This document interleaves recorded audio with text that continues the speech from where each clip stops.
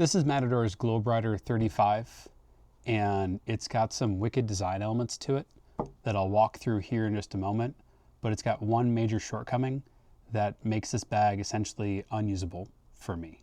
My use case for a bag like this is for air travel with my family, where as I'm going from my car to the airport, onto the plane, exiting into a rental or into an Uber, I want to have just one backpack and my rolling suitcase.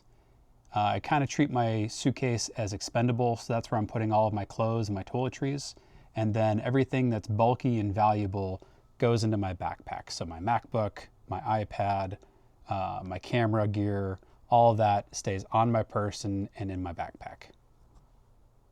But let's dig into the inside and I'll show you why this could have been the perfect bag for me for air travel.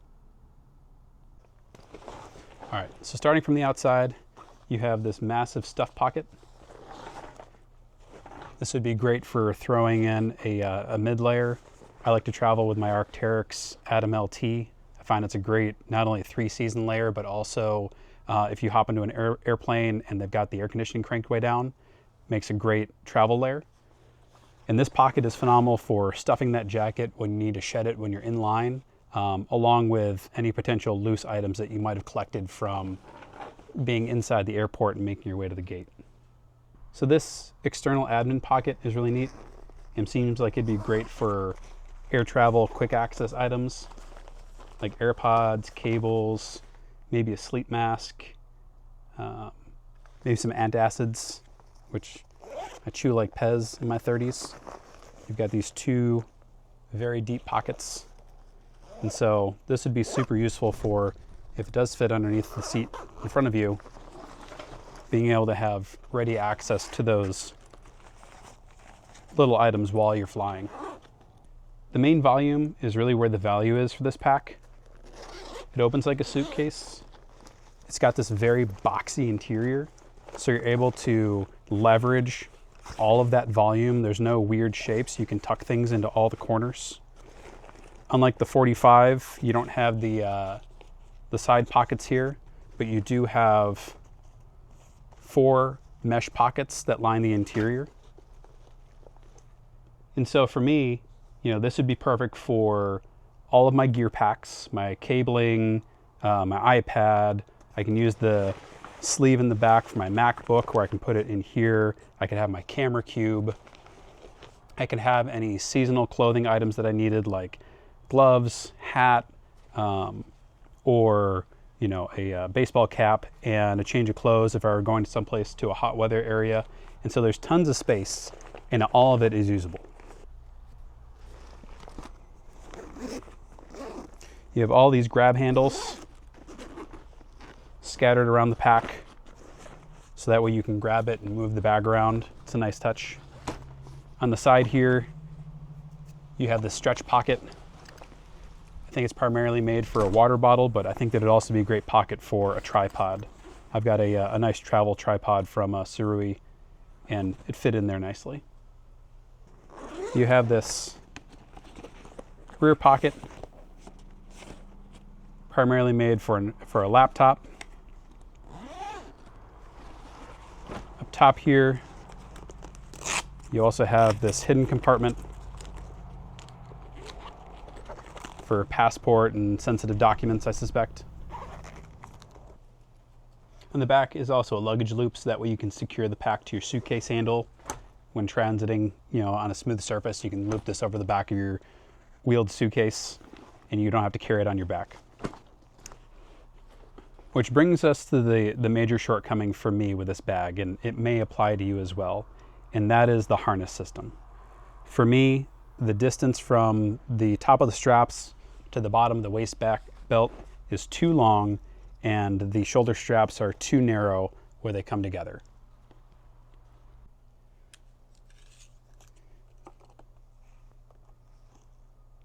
So the straps are 2 inches apart at the top, and then from the top of the strap to the bottom of the waist belt is about 17.5 inches. This is my modified Rehose backpack. From the top of the strap is 16 inches. and then the straps are about 3 inches apart. Now I'm going to load the pack with my everyday carry backpack just to show you how it sits on my 5'8" frame.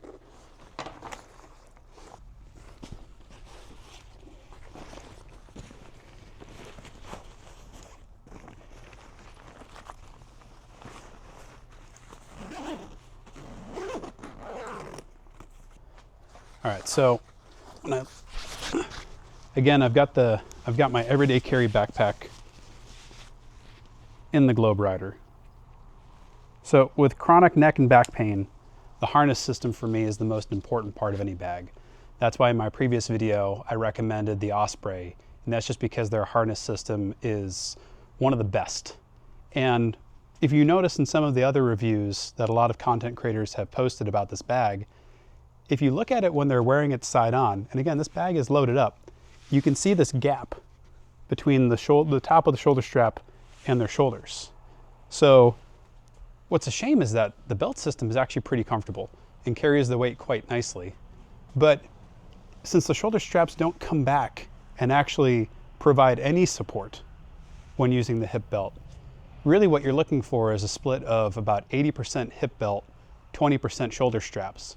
And that way, if you do start getting fatigued, you can, adjust the straps so that the straps carry more weight, loosen up the belt, give your hips a break, and then vice versa. But for the majority of when you're traveling with a backpack, one that's loaded up and requires a hip belt, you really want to be able to divide that between 80% on the hips and 20% on the shoulders. And what I find is that as I demonstrated before, with the shoulder straps being only 2 inches apart, and then this long torso of the bag, at 5'8", this bag is just not built in such a way for my body type, which is disappointing because I'd hoped that between the Globerider 45 liter and the 35 liter, much like how GoRuck makes a difference between the 26 liter and the 21 liter GR1, a size difference, that the 35 liter might be built in such a way for, smaller body types, and then the 45 liter would be built for taller body types.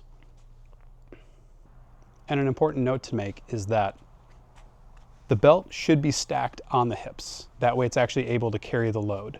You don't wear the hip belt of a backpack in the same position as your pants belt. You need that belt closer to your waistline. That way the pads have enough purchase in order to stack the weight on top of your hip bones. And that's what alleviates the pressure from your spine. And then you should have, again, about 10 to 20% on the shoulders. That way, if you need to, you can unbuckle and carry it just shoulder ways. And then on the final note, just to come back to this, I find that maybe if I were taller and more slender, this wouldn't be so problematic. But where the shoulder straps come together with only that 2-inch gap, I find a lot of pressure right there at my traps. And so it's not exactly comfortable to wear. So for comparison, this is my custom modified Rehose Buddy 30 liter pack. And as you can see, I've got the waist belt stacked on my hips, so it's carrying about 80% of the weight. And then the shoulder straps loop up and over the shoulders. So they're not angled up, and they're able to carry about 10 to 20% of the weight, depending on how tightly I want to cinch it down, how much I want to carry on my hips versus my shoulders. But that distribution makes it very comfortable, and I can wear it for long periods of time. So for me, if I'm going to be using a backpack for air travel, that comfort really needs to be the primary focus. Otherwise, I could probably get away with a standard 40-liter duffel bag just slung on my back. But if you have developed any form of chronic neck or back pain, that harness system really needs to be the priority of any backpack. So like I said, I had high hopes for this bag, and I absolutely love the layout and the volume of the carrying portion of the pack. And I really wish that they had just differentiated between, it seems like the 45 liter and the 35 liter have the same harness system and the same harness dimensions. And if they had differentiated between the 35 liter being for, slightly smaller stature individuals and the 45 liter for those who are taller, I think that that would have been a really nice distinction to have between the two bags and to have both options. Again, very similar to how GoRuck has the 21 liter GR1 versus the 26 liter GR1 in those different panel lengths. You know, another option would have been to integrate with all of the other attachment points and all of the straps and the clips. I think that if they had taken it a step further, maybe simplified a little bit of that and made the shoulder straps adjustable to some degree, you know, towards, maybe not fully in the same way that Osprey does, but at least in that direction, then you would have had the, you know, the adjustments there to accommodate different size torsos. And at 5'8", I'm not exceptionally short, and so it seems like with the current layout that it's going to be probably uncomfortable for a significant number of people. I think that if they could make either of those changes or one similar, then this could really be a Goldilocks bag for air travel for me and my needs and the way that I pack. But I'm curious from your perspective, what do you prioritize? Is it the organization and the layout of the bag, or is it the comfort of the harness system? Please let me know down in the comments below. But with that, I really appreciate your time and attention. Thanks for watching with me, and I'll see you in the next video.